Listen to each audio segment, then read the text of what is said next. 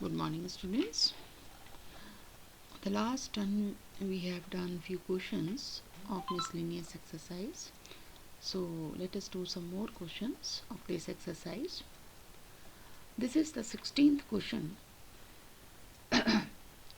If O is the origin and the coordinates of point P is 1, 2, minus 3, then find the equation of plane passing through this point and perpendicular to OP.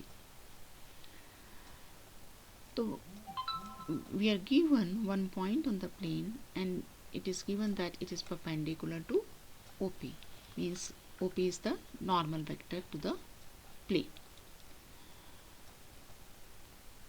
Since coordinates of O origin is 0, 0, 0 and P is 1, 2, minus 3, therefore the DRs of OP will be 1, minus 0, 2, minus 0 and minus 3, minus 0, that is 1, 2 and minus 3. So we get the DRs of the normal to the plane means 1, 2, minus 3. Now we know that the equation of plane passing through a point x1, y1, z1 and DRs of the normal as ABC is A into x minus x1 plus B y minus y1 plus C z minus z1 equal to 0. So here we know x1, y1, z1 as well as ABC. So we put their values. 1 ABC 1, 2, minus 3 थे और given point B 1, 2, minus 3 था. So we put it in this equation and we get x plus 2y minus 3z and minus 14 equal to 0. So this is the equation of plane. Next is find the distance of the point minus 1, minus 5, minus 10 from the point of intersection of line and plane. Line और plane का जो point of intersection होगा उसका distance हमें इस given point से find out करना है. तो पहले हमें लाइन और प्लेन का point of intersection find out करना पड़ेगा. इसके लिए दोनों इक्वेशंस को हमें सॉल्व करना होगा. तो suppose this is the plane. अगर आप आर को वेक्टर को x i plus y j plus z k मानेंगे तो इसका dot product i minus j plus k साथ क्या होगा x minus y plus z equal to 5. So ये प्लेन की इक्वेशन हो गई. ये हमारा गिवन पॉइंट है और ये हमारी गिवन लाइन है. तो लाइन और प्लेन का पॉइंट ऑफ इंटरसेक्शन को हमने यहाँ क्यों माना? तो पी क्यू डिस्टेंस हमें फाइंड आउट करना है. तो इसके लिए जनरल पॉइंट पहले हम लाइन पे निकालेंगे और लाइन की ये वेक्टर फॉर्म है a प्लस लैम्डा बी वाली फॉर्म है. तो इससे हम इसकी कार्टेशियन फॉर्म लिख सकते हैं.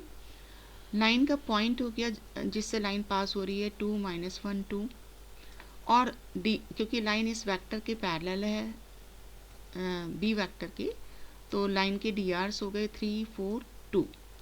So the equation of line in Cartesian form is x minus x1 होता है जो कि यहाँ पे 2 है डिवाइडेड बाय a जो यहाँ पे 3 a means a b c जो इस फॉर्मूले में लाइन की इक्वेशन के फॉर्म में है they are the D R's of the line.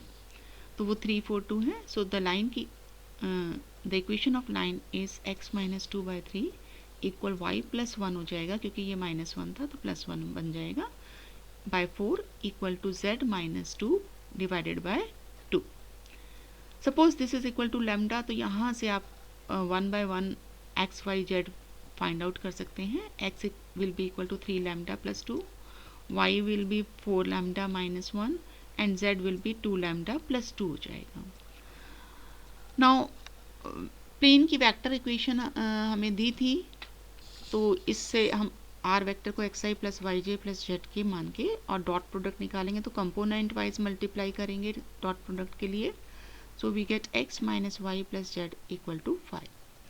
तो जनरल पॉइंट लाइन का फाइंड आउट करेंगे पहले और उस पॉइंट को प्लेन की इक्वेशन में सेटिस्फाई करेंगे क्योंकि हमें पॉइंट ऑफ इंटरसेक्शन निकालना है। तो प्लेन की इक्वेशन में रखने के बाद हमारे पास लैम्डा आ गया 0।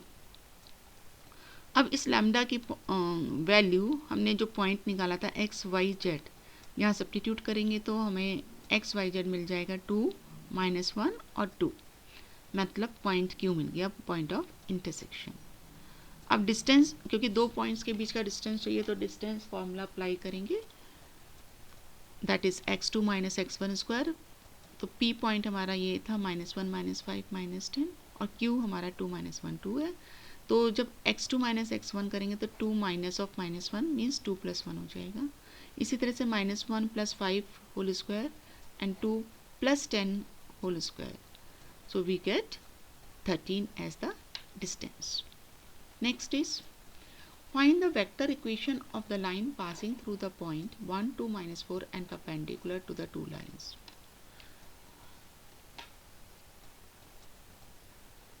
इस पॉइंट से पास होते हुए उस लाइन की इक्वेशन फाइंड आउट करनी है जो इन दो गिवन लाइंस पर परपेंडिकुलर हो। अब एक पर्टिकुलर पॉइंट से जो लाइन पास हो रही है उसकी हम वेक्टर फॉर्म लिख सकते हैं। ये पॉइंट गिवन पॉइंट 1, 2, -4 था, तो इसका पोजीशन वेक्टर हो गया i + 2j - 4k। तो सपोज वो पॉइंट ये है।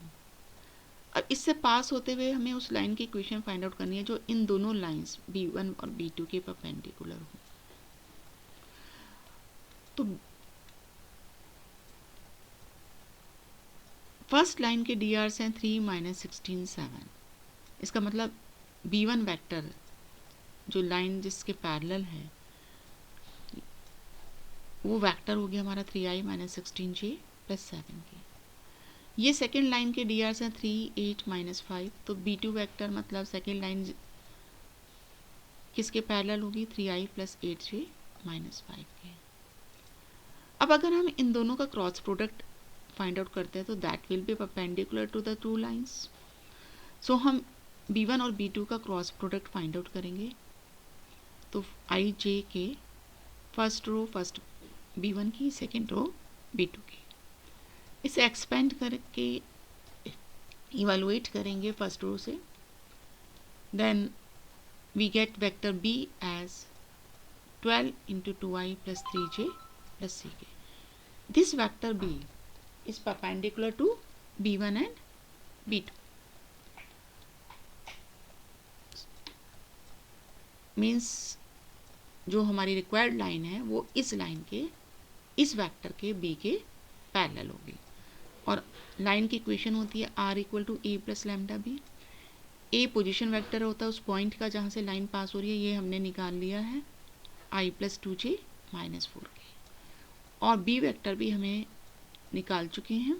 So it becomes lambda × 12 2i + 3j + 6k। 12 lambda मिलकर एक नया कांस्टेंट हो गया।